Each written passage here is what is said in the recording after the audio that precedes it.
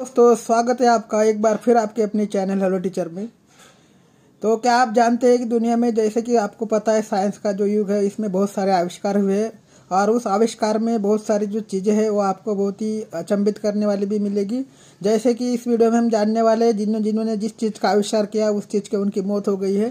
तो वो कौन से जो व्यक्ति है उनकी मौत उनके आविष्कार से हुई इस वीडियो में हम तो जैसे कि आप जानते हैं आवश्यकता ही आविष्कार की जननी होती है और यही आवश्यकता की खोज मनुष्य को सूचनागार बना देती है। मतलब नई नई चीज़ें जो सीखनी होती है वो सीखने के लिए मनुष्य को प्रेरित करती है। मनुष्य की प्रकृति जिज्ञासा वाली होती है जिन्हें विभिन्न घटनाओं के समझने में प्रेरक काम करती है, परंतु यह एक जोखिम भरा कार्य भी होता है। जैसे आपको पता है ये जोखिम भरा कार्य भी होता है।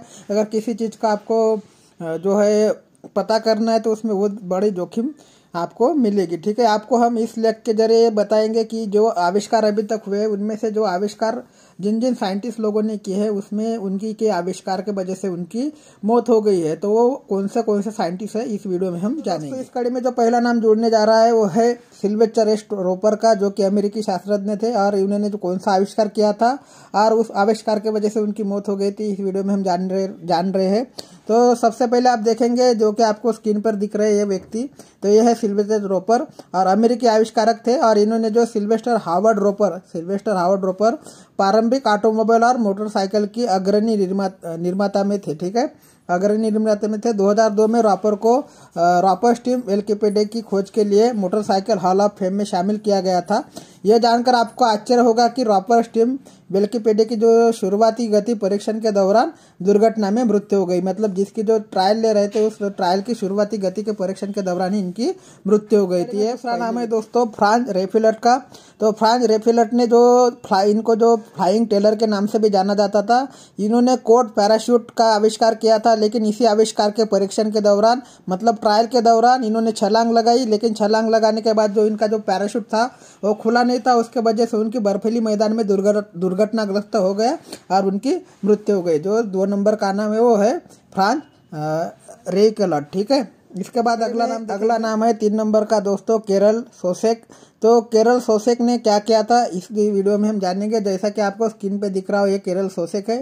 तो कैरल शोसेक ने शॉक अवशोषित बैरल, जिसे शॉक अब्जॉर्बेंट बैरल के नाम से जाना जाता है, को बनाया था। इसके परीक्षण के लिए उन्होंने नियाग्रा जल प्रपात से नियाग्रा नदी में लुढ़कने का करतब दिखाने का जो क्या किया था प्रयास किया था।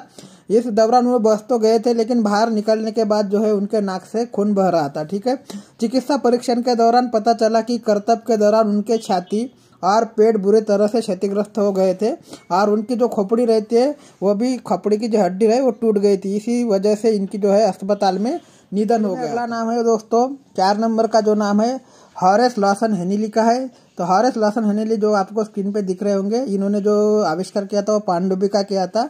तो जैसे कि आपको दिख रहा होगा हॉरेस लॉसन हेनिली ने दुनिया का पहला लड़ाकू पनडुब्बी बनाया था। तो दुनिया का जो पहला लड़ाकू पनडुब्बी था ये इन्होंने बनाया था हॉरेस लॉसन हेनिली ने।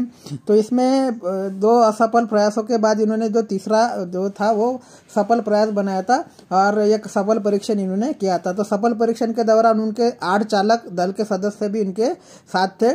तो विकसित पनडुब्बी दुर्घटनाग्रस्त हो गई जिसके इनकी मृत्यु हो गई थी। ठीक है, जिनकी जो विकसित पनडुब्बी थी 3 नंबर की, तो वो दुर्घटनाग्रस्त होने की वजह से इनकी मृत्यु हो गई थी। अक्टूबर या नवंबर, कंफर्म डेट नहीं, अक्टूबर या नवंबर 1863 को चार्ल्सटन दक्षिण कैरोलिना में मैगोनिलिया कब्रिस्तान में पूर्ण सैन्य सम्मान के साथ दफनाया गया था इनको। ठीक है, मतलब पूरा सैन्य सम्मान इनको देके इनको दफनाया गया था और इनके सम्मान में संयुक्त राज्य अमेरिका उस दौर का सबसे प्रसिद्ध पनडुब्बी जो था वो HL हेनिली के इनके नाम पर रखा गया था। ठीक है, उस दौर का सबसे जो सफल पनडुब्बी था इन्हीं के नाम पे जो कि आपको दिख रहा है हेनिली, इन्हीं के नाम पे रखा। अगला नाम है दोस्तों मैरी क्यूरी का।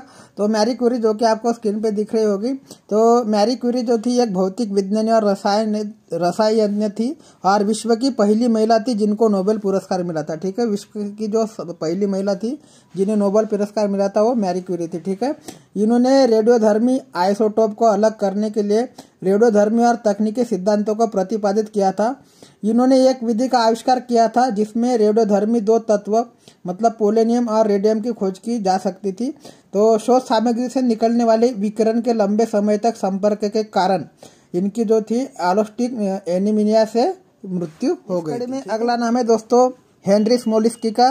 तो हेनरी स्मोलिंस्की जो कि आपको स्क्रीन पे देख रहे होंगे, तो इन्होंने क्या किया था, इन्होंने एक हाइब्रिड कार एयरक्राफ्ट का आविष्कार किया जिसका नाम इन्होंने एवी मिजार रखा था। लेकिन विमान के परीक्षण की उड़ान के दौरान, जो कि ट्रायल ले जा रहे थे, उसी के दौरान इनके दुर्घटनाग्रस्त हो गया और इनकी मृत्यु। इस कड़ी में अगला और लास्ट वाला नाम है दोस्तों साबिन अर्नोल्ड वान सोचाकी का। तो जो आपको स्क्रीन पे दिख रहे हैं, इन्होंने क्या किया था, इन्होंने रेडियम आधारित पेन का आविष्कार किया था, लेकिन यह आविष्कार ही उनकी मृत्यु का जो है कारण बना था। रेडियोधर्मी सामग्री के संपर्क में होने के कारण एलास्टिक एनीमिया से इनकी मृत्यु हो गई थी। ठीक है, तो ये 7 जो लोग थे, आपको इस वीडियो में बताया गया कि ये 7 लोगों का उन्हीं के आविष्कार के वजह से मृत्यु हो गई थी। तो उपरोक्त सूची पाठकों के सामान्य ज्ञान की बढ़ोतरी में सहायक होगी, क्योंकि इसमें हमने दुनिया के ऐसे आविष्कारों के नाम शामिल किए हैं जिनकी जो मृत्यु है उन्हीं के आविष्कार से हुई थी। ठीक है, इसके बाद हम देखने वाले जो अगला वीडियो आएगा उसमें और रोचक तथ्य के साथ आपके साथ पेश होंगे। तब तक अगर आपने हमारे चैनल हेलो टीचर को सब्सक्राइब नहीं किया तो प्लीज़ सब्सक्राइब कर लीजिए, बेल आइकन को क्लिक कर लीजिए और अपने दोस्तों के साथ शेयर कर लीजिए। थैंक यू, धन्यवाद।